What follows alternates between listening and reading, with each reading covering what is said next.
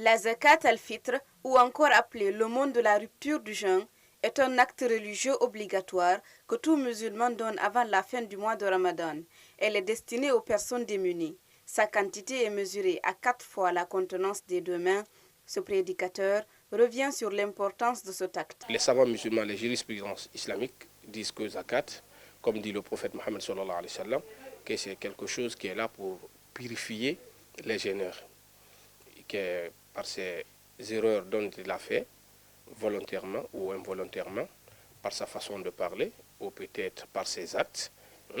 Alors, l'homme-là est venu juste à lever quand même ces illicites-là quand même sur du gène, afin que du gène peut être très propre et lui aussi, il le rend propre.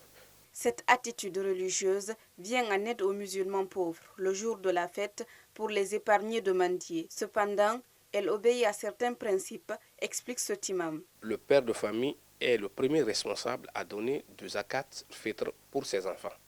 Il commence par lui, par sa femme et aussi l'aîné de ses enfants. À ce qui concerne les pauvres, personne, lui quand même, il sait réellement qu'il a reçu plein. Et s'il sait qu'il a reçu plein et que ça dépasse sa dépense, ça veut dire qu'il a droit maintenant à payer maintenant du zakat.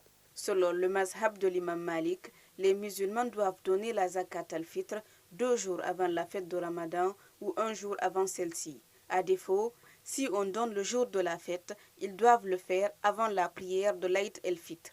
Car toute zakat sortie après la prière matinale, le jour de la fête, est considérée comme un sacrifice et non comme la zakat al-fitr, conclut cet imam.